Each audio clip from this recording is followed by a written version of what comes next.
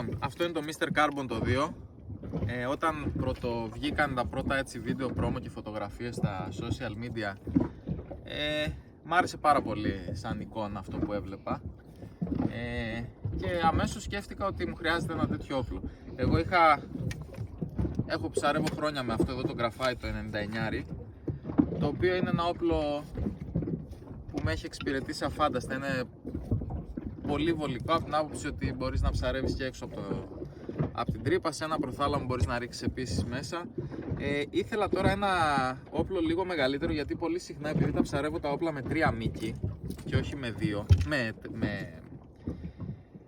με διπλά, είχα θέματα, ας πούμε, ότι ενώ το ψάρι ήταν στα όρια της βολής, δεν την έκανα γιατί ανησυχούσα ότι δεν θα το ξετρυπήσω. Μου έχουν συμβεί δηλαδή 2-3 ξεψαρίσματα τελευταίο χρόνο σε καλά ψάρια με αυτό το όπλο, εξαιτίας αυτού, όχι ότι δεν έχει δύναμη, και ήθελα αυτούς τους 30-40 πόντους παραπάνω, τους οποίους τους δίνει η βέργα, τους δίνει και το μήκος της επιπλέον πετονιάς που υπάρχει, και γενικά μου άρεσε πολύ η φιλοσοφία αυτού που έβλεπα. Είναι ένα όπλο φοβερά minimal, είναι πραγματικά ένα κόσμημα βιομηχανικού design. Το έχουν προσέξει πάρα πολύ στη C4 το συγκεκριμένο μοντέλο, καμία σχέση με ό,τι έχουν βγάλει στο παρελθόν. Έχουν ανανεώσει και το μουλινέ και γενικά είναι ένα όπλο το οποίο φαντάζομαι δεν το έχω ρίξει ακόμα στο νερό. Περιμένουμε να δούμε τη δοκιμή στη θάλασσα τι θα πει. Είναι ένα όπλο που τουλάχιστον εξωτερικά με προδιαθέτει για να το ψαρέψω, που αυτό είναι πολύ σημαντικό. Αν δηλαδή έχεις ένα όπλο στα χέρια σου το οποίο σ' αρέσει στο μάτι, θεωρώ ότι παίζει έτσι πολύ βασικό ρόλο, λειτουργεί σαν ένα ψευδοφάρμακο, ένα πλασίμπο, ας το πούμε έτσι, ψυχολογίας, και στον ανεβάζει για να ρίχνεις και στα ψάρια όπως πρέπει. Η φιλοσοφία δική μου λοιπόν, γιατί είμαστε σε μια εποχή όπου ψαρεύουμε με πολύσπαστα, με τριλάστιχα, τετραλάστιχα όπλα, εγώ έχω περάσει από αυτή τη διαδρομή, την έχω κάνει, δεν την απαρνούμε, δηλαδή δεν θεωρώ ότι είναι λάθος διαδρομή αυτή. Πρέπει να την περάσει ο καθένας από εμάς και να καταλήξει στο τέλος σε αυτό που του αρέσει να κάνει πραγματικά στο νερό. Εμένα λοιπόν η φιλοσοφία μου είναι η εξής: δεν θέλω να βαράω ψάρια πάρα πολύ μακριά. Θέλω να απολαμβάνω τη στιγμή που βλέπω το ψάρι να με πλησιάζει. Είμαι ψαράς ανοιχτού νερού κατά κύριο λόγο. Σπάνια καταφεύγω σε τρύπα, και αυτό αν θα συμβεί ίσως για κάποιο βράχωμα το οποίο προέκυψε τυχαία από ένα ψάρι που χτυπήθηκε εκτός τρύπας ή στον προθάλαμο. Οπότε η φιλοσοφία μου είναι να πλησιάζω τα ψάρια αρκετά πιο κοντά από ό,τι θα μου επέτρεπε μια βολή με ένα invert, με ένα πολύσπαστο, για να απολαύσω το ψάρεμα, τη διαδικασία. Μ' αρέσει να νιώθω ότι έχω ξεγελάσει το ψάρι, ότι το έχω κάνει καλά αυτό που κάνω στο νερό, ότι οι κινήσεις μου είναι ακριβώς όπως πρέπει, τόσο αρμονικές όσο των υπόλοιπων πλασμάτων μέσα στο νερό, για να μπορώ να τα ξεγελάσω κι εγώ. Και επίσης δεν μ' αρέσει να χτυπάω ψάρια τα οποία είναι αμφίβολη η εξέλιξη της βολής. Δηλαδή όταν βαράς κάτι στα 5-5,5 μέτρα, που δίνουν πολλές φορές τη δυνατότητα αυτά τα καινούργια όπλα, τα invert, να χτυπήσεις ψάρια, όλη η διαδικασία έχει μεγάλη επισφάλεια. Δηλαδή ακούω συχνά πυκνά ότι να, μου ξεψάρισε ένα καλό ψάρι, μου ξεψάρισαν 2 ψάρια σήμερα. Είναι κρίμα να χτυπάμε ψάρια τα οποία τελικά, μαχόμενα και αυτά για τη ζωή τους, ξεφεύγουν με λαβοματιές ή σκοτώνονται κιόλας, πεθαίνουν γιατί δεν τα χτυπήσαμε αρκετά καλά. Νομίζω ότι όσο οριμάζουμε ως ψαροκυνηγοί, πάβουμε να κυνηγάμε το μεγάλο θύραμα, την απόσταση στη βολή, και πάμε σε πιο έτσι ήπιες εφαρμογές ψαρευτικές. Ένα διλάστιχο όπλο, καλό όπλο, όμορφο, με καλή πλευστότητα, λειτουργικό, με ακρίβεια μεγάλη στις βολές. Αυτό είναι που εγώ επιθυμώ από ένα τέτοιο όπλο, και γι' αυτό όταν πρωτοείδα ότι θα κυκλοφορήσει σε 4 αυτό το συγκεκριμένο μοντέλο, μ' άρεσε και τα μηχανικά χαρακτηριστικά του, δηλαδή εδώ αυτός αυτός ο μηχανισμός εδώ στην κεφαλή, ο οποίος επιτρέπει στα λάστιχα να μην εκτονώνονται, να εκτονώνονται μετά το τέλος της διαδρομής τους, να κάνουν αυτό το πράγμα που μειώνει πολύ την ανάκρουση, η οποία εντάξει είναι ενοχλητική στα κλασικά όπλα, στα invert δεν υπάρχει. Οπότε πάμε να το ψαρέψουμε, να δούμε πώς συμπεριφέρεται και στο νερό. Θα ακολουθήσουν προφανώς υποβρύχια πλάνα και καλή αρχή.